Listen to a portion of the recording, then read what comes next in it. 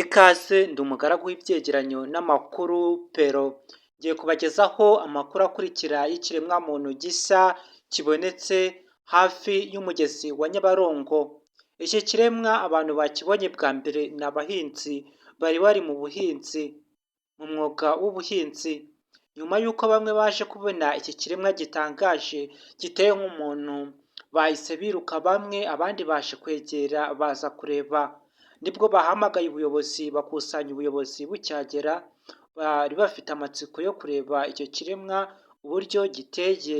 Ni ikiremwa kinini cyane, bahise bakusanya imashini za katedrale zisiza n'izindi zitandukanye, bazana imigozi minini cyane ya kabure, baracukura baratazura ku ruhande bakizirika imigozi myinshi cyane. Imashini ijya imbere irakurura imwe, izindi ziza gutazura.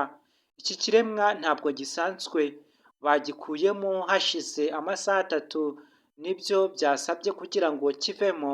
Iki kiremwa bagipimye basanga gipima ibiro, gifite ibiro 3,000.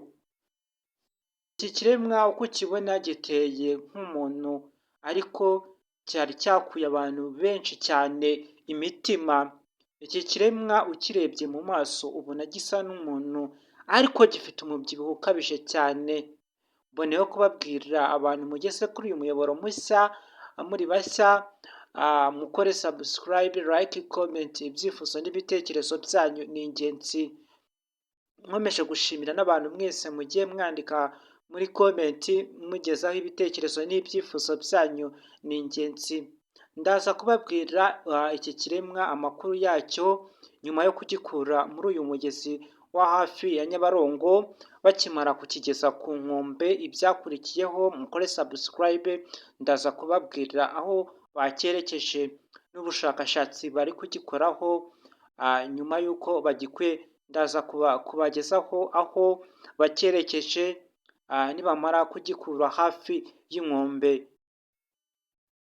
Mukore subscribe, like, comment. Ibyifuzo n'ibitekerezo, andi makuru ndaza kuyabagezaho aho iki kiremwa bacyerekeje.